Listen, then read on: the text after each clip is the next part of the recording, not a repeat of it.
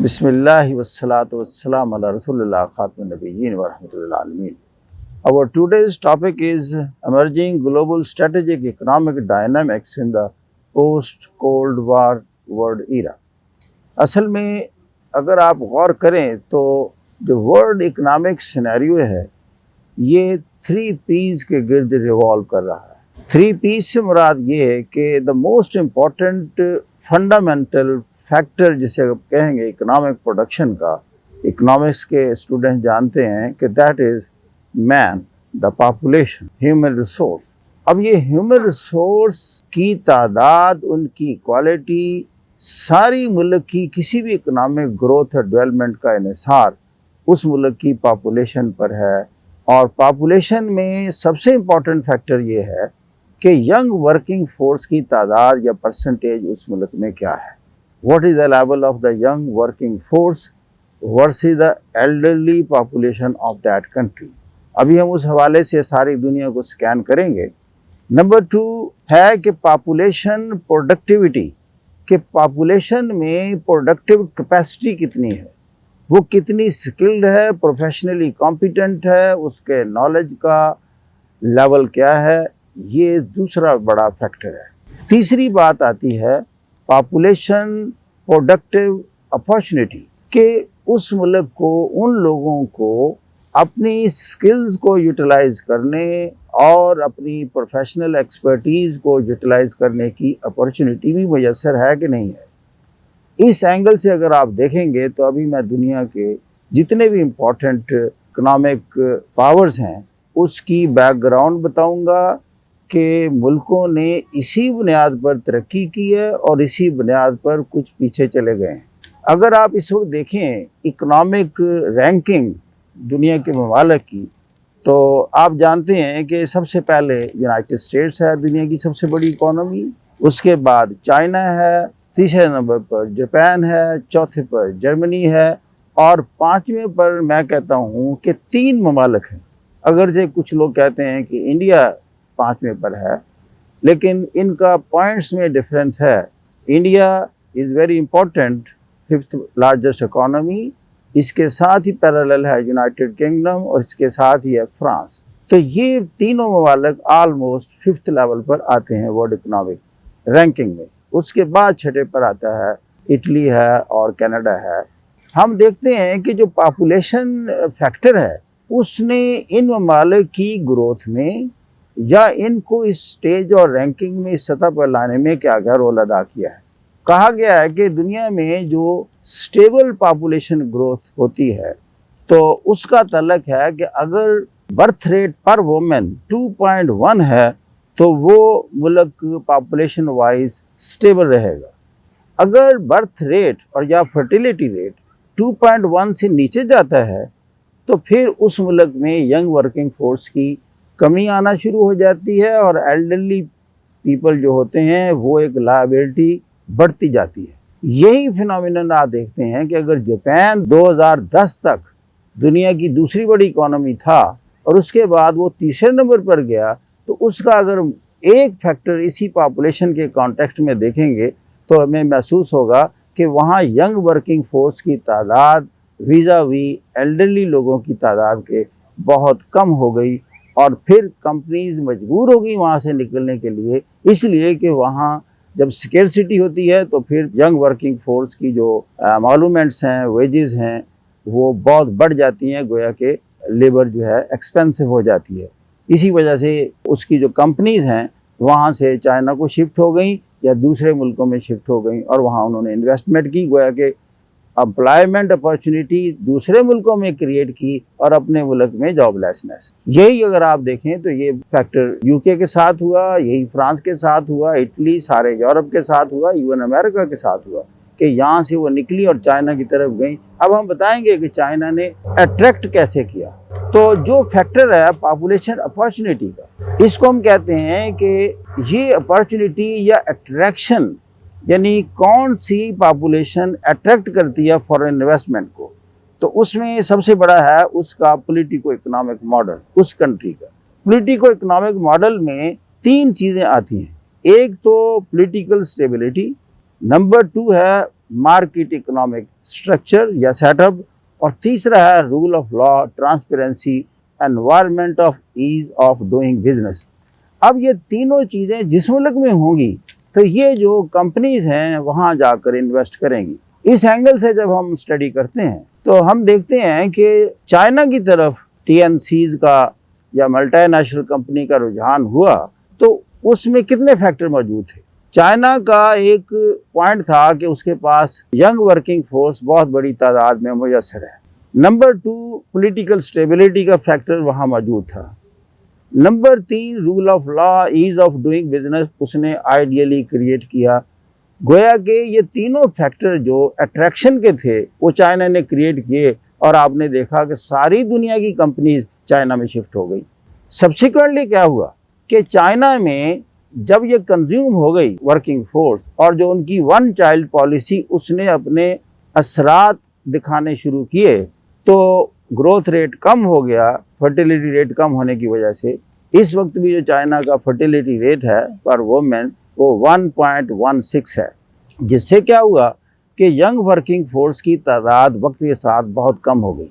जब कम हो गई तो फिर वर्किंग फोर्स वहाँ एक्सपेंसिव हो गई। तो लिहाजा कंपनीज देखती हैं कि उनका जो प्रोडक्ट है उसको इंटरनेशनली competitive रखने के लिए उन्होंने सबसे बड़ा फैक्टर जो सस्ती लेबर है उसकी तलाश में वो होते हैं। इसी की तलाश में वो चाइना में दाखिल हुए। अगर किसी मुल्क में अदर फैक्टर्स मिल गए और ये भी फैक्टर हो गया चीप यंग वर्किंग फोर्स तो वो वहाँ शिफ्ट हो जाएंगे। और ये जो देखा गया है कि सबसे अच्छा मॉडल या एनवायरनमेंट या ये अट्रैक्टिव पॉइंट क्रिएट अगर किया तो वो इंडिया ने किया। इंडिया के पास यंग वर्किंग फोर्स की तादाद ज़्यादा है, वहाँ पॉलिटिकल स्टेबिलिटी भी है, और नंबर 2 जो एबिलिटी टू परफॉर्म है जिसे हम कॉम्पिटेंस कहते हैं, प्रॉपर्ली स्किल्ड और प्रोफेशनल लोग वो भी तादाद मौजूद थी। मार्केट इकोनॉमिक मॉडल भी वहाँ एग्जिस्ट करता था। तो लिहाजा आपने देखा कि चाइना के फ़ौरन बाद जब चाइना में मसाइल पैदा हुए तो फिर ये सारी कंपनीज इंडिया की तरफ शिफ्ट हुई। ये जो पे 5th नंबर पर इंडिया अब आ रहा है ये सिर्फ इसी एनवायरनमेंट की वजह से है। और अभी भी जो इंडिया का फर्टिलिटी रेट है वो दैट इज़ अराउंड 2.4। गोया कि यंग वर्किंग फोर्स की जो अवेलेबिलिटी है ये नियर फ्यूचर में कोई प्रॉब्लम नहीं होगा इंडिया में। इंडिया में जो ही सैचुरेशन पॉइंट होता है और लोग वेल प्लेस्ड होते हैं और उनकी जेब में पैसा आता है तो फिर वो लेबर अकॉर्डिंगली थोड़ी एक्सपेंसिव हो जाती है, फिर वो उसकी पेरिफेरी में निकलते हैं। अब उसकी इंडिया की पेरिफेरी में एक तरफ आसियान है और एक तरफ पाकिस्तान है। पाकिस्तान में आप देख रहे हैं कि foreign direct investment to the minimum है। उसकी रीज़न क्या है? अब इसी जो 3 फैक्टर मैंने बताए हैं अगर उस एंगल से इसका एनालिसिस करें तो यंग वर्किंग फोर्स अवेलेबल है। जहाँ तक उनकी स्किल्स और प्रोफेशनल कॉम्पिटेंस का तल्लक है वो इंडिया की निस्बत कदरे कम है, इसलिए कि माजी में जितनी हुकूमतें आई उन्होंने आईटी सेक्टर में अपनी यंग वर्किंग फोर्स को उस सतह पर डेवलप नहीं किया जिस सतह पर इंडिया ने डेवलप किया। और तीसरा ease of doing business and political stability, इसमें पाकिस्तान उसकी निस्बत बहुत पीछे है।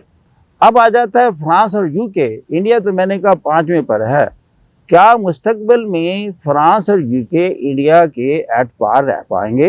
अगर इसी कॉन्टेक्स्ट में हम देखें बर्थ रेट के हवाले से तो जो फ्रांस और यूके है इसका जो बर्थ रेट है ये भी 1.6 के करीब है, गोया के 2.1 से कम है। ये अपनी डेफिशिएंसी कैसे पूरी कर सकते हैं? या तो इमिग्रेशन के ज़रिए कर सकते हैं और या कोई ऐसा अंदाज अपनाएं कि लोगों को एनकरेज करें कि दे प्रोड्यूस मोर चिल्ड्रन। लेकिन हकायक ये बताते हैं कि जब कोई मुल्क थोड़ा इकोनॉमिकली डेवलप होता है तो ऑटोमेटिकली शॉर्ट फैमिली कल्चर और नॉर्म्स क्रिएट होती हैं।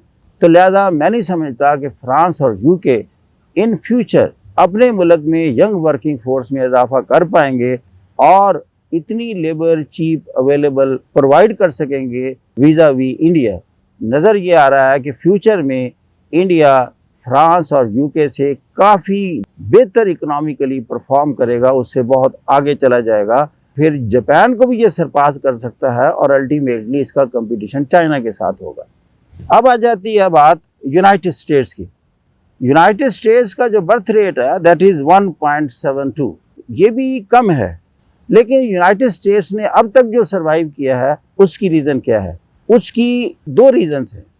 एक रीज़न तो पॉपुलेशन के हवाले से ये है कि यूनाइटेड स्टेट्स को जब भी डेफिशिएंसी महसूस होती है यंग वर्किंग फोर्स की या स्किल्ड वर्किंग फोर्स की किसी डिसिप्लिन में, एग्जांपल के तौर पे मैं बताऊं कि जब ये माइक्रोसॉफ्ट और Google, Facebook, Amazon culture I तो बहुत ज़्यादा जॉब क्रिएट हुए। अब अमेरिकन इतने नहीं थे कि वो इतने क्वालिफाइड इस डोमेन में कि वो इन अदारों की रिक्वायरमेंट को पूरा करते। तो लिहाजा फिर अमेरिका ने क्या किया कि अमेरिका ने दुनिया से इमिग्रेंट को बुलाया और सबसे ज़्यादा चाइनीज़ आए, दूसरे नंबर पर इंडियंस आए और उसके बाद दूसरे ममालिक यहाँ आए। और ये आप देख रहे हैं कि राइट नाउ मैं सियाटल में बैठा हूँ, this is university of Washington. इस यूनिवर्सिटी की वजह से माइक्रोसॉफ्ट ने हेडक्वार्टर यहाँ बनाया, अमेज़ॉन ने यहाँ बनाया और इसके गूगल और फेसबुक के दफातर मौजूद है। तो ये यूडब्ल्यू जो है ये बेसिकली एक ब्रीडिंग ग्राउंड है उनके लिए स्किल्ड जो फोर्स है प्रोवाइड करने के लिए। तो एक तो यूनाइटेड स्टेट्स की जो मैंने बताया कि जो पॉलिटिकल कल्चर है इसकी या इसका इकोनॉमिक मॉडल है उसमें इजाज़त है कि आप अगर अमेरिकन इनसफिशेंट हो जाएं ज़रूरत के हवाले से तो फिर you can invite the immigrants. इसलिए भी इस मुल्क में थोड़ा सा कल्चर का फ़र्क है कि ये बुनियादी तौर पर है ही इमिग्रेंट्स का कंट्री। दूसरी बात ये है कि अमेरिका दुनिया को लीड कर रहा है हाई टेक में और इनोवेटिव रिसर्च एनवायरनमेंट में। इसमें वो सारी दुनिया से आगे है। इसने उसकी इकोनॉमी को सपोर्ट किया। इंटरनेशनल क्रेडिबिलिटी इस सतह पर वो ले गया है कि डॉलर की कितनी भी मिकदार छाप दे तो इसका इन्फ्लेशन रेट उतना नहीं बढ़ता जितना अगर कोई और मुल्क अपनी करेंसी को छाप दे तो उस मुल्क का बढ़ता है। इसलिए यहाँ 2-3 ट्रिलियन डॉलर छापना या जस्ट डिजिटल एक फिगर ऐड कर देना फेडरल रिजर्व में इस मुल्क के लिए मसला नहीं है। और आपने देखा कि एट द मोस्ट अगर कोई इन्फ्लेशन रेट कोई पिछली 40 साल तारीख में बड़ा है तो वो 9% से अबव नहीं गया, लेकिन वो भी इन बुरे हालात में भी 9 से नीचे 8% तक वो आ गया है। अब आ जाता है कि दुनिया में बाकी मुल्कों के क्या प्रॉस्पेक्ट्स होंगे। जैसे मैं अर्ज़ किया कि जैसे इंडिया है, एक वक्त आएगा कि सैचुरेशन पॉइंट वहाँ भी आएगा, लेकिन उसका स्पिल ओवर इफेक्ट जिस तरह चाइना का स्पिल ओवर इफेक्ट इंडिया पर पड़ा, इंडिया का पड़ रहा है आसियान कंट्रीज़ पर। आसियान में वियतनाम है, इंडोनेशिया है, मलेशिया है, थाईलैंड है, ये कंपैरेटिवली एमर्ज कर रहे हैं। ये जो स्पिल ओवर इफेक्ट है उधर जा रहा है। अब आसियान कंट्री में 3 ममालिक ऐसे हैं जहां आप देखेंगे कि वो इकोनॉमिकली उतना ग्रो नहीं कर रहे। The most important is Myanmar. Myanmar में वही फैक्टर है कि पॉलिटिकल इंस्टेबिलिटी हो गई। Same is the case with Laos and Cambodia. Point ये है कि जो मैं बताना चाहता हूँ ये एक ऐसा लेवल प्लेइंग फील्ड है कि अगर आप मुल्क को आगे लेके जाना चाहते हैं तो आप पॉलिटिकली स्टेबल करें, अपनी यंग वर्किंग फोर्स को स्किल्ड करें, प्रोफेशनली उसे एक्सपर्ट बनाएं और ease of doing business create करें तो you will certainly attract the foreign direct investment. और जो मैं महसूस करता हूँ मुस्तकबिल में चाइना जो है कंपैरेटिवली इस स्पीड से एमर्ज नहीं करेगा इकोनॉमिकली जिस स्पीड से माजी में किया है। उसका जीडीपी ग्रोथ रेट आप देखते हैं 10% तक गया, 10% के बाद कोरोना से इमीडिएटली पहले 6% तक आ गया। तो अब कोरोना के बाद हम विजुअलाइज करते हैं कि ये 3% से ज़्यादा आगे नहीं बढ़ेगा। लेकिन इसके बरक्स हम समझते हैं कि जो इंडिया है इसका जीडीपी ग्रोथ रेट ज़्यादा बढ़ेगा और बड़ा रैपिडली उसके करीब इसके पहुंचने के अमकानात हैं। और बाकी यूनाइटेड स्टेट्स बहुत हद तक कम्पीट कर पाएगा, इसलिए उसके पास एक एज हासिल है कि वो इमिग्रेंट्स को इनवाइट कर लेता है। नंबर 2, उसका हाई टेक और जो इनोवेटिव रिसर्च सेटअप है उससे महरूम नहीं कोई कर सकेगा इतनी जल्दी। एटलीस्ट 21st सेंचुरी जो ऑन गोइंग सेंचुरी है, लेकिन रिलेटिवली अमेरिका भी डिक्लाइन करेगा। क्यों?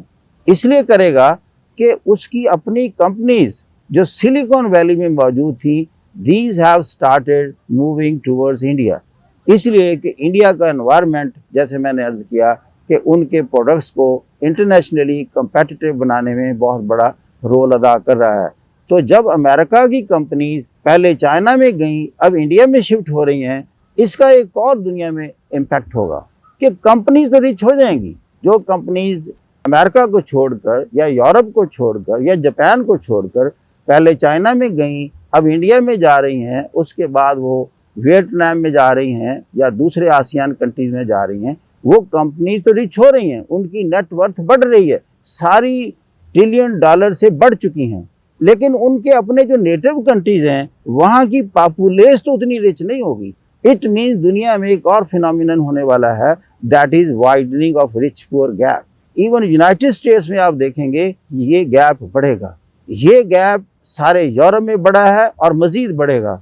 और ये जो रिच पुअर गैप की वाइडनिंग है, ये थोड़ा सा पॉलिटिकल अनरेस्ट और केओस भी डेवलप करेगा। लेकिन जिन मुल्कों में कंपनी जा रही हैं, वहाँ वो जॉब क्रिएट कर रही हैं और वहाँ कंपैरेटिवली पॉलिटिकल स्टेबिलिटी का सबब बनेगी, इसलिए कि वहाँ लोगों का एक ही मसला है, थर्ड वर्ल्ड कंट्री जैसे इंडिया है या आसियान है, दे वांट जॉब्स। और जॉब हासिल करने का इस वक्त राइट नाउ दुनिया में जो मॉडल है और जो वे आउट है अपनी इकोनॉमी को स्ट्रॉन्ग करने का, और कोई मॉडल कामयाब नहीं है except to attract the foreign direct investment. And for that, you have to create the conducive environment. And most importantly, the rules and regulation governing foreign trade and investment must not change with the change of the government. There must be continuity and consistency in that. Allah Ta'ala हमारे मुल्क को इस सतह पर लेकर जाए कि यहाँ पॉलिटिकल स्टेबिलिटी हो और वो एनवायरनमेंट क्रिएट हो कि हम भी दुनिया के होराइजन पर एक इकोनॉमिकली स्टेबल कंट्री के तौर पर उभर सकें। Thank you very much. God bless.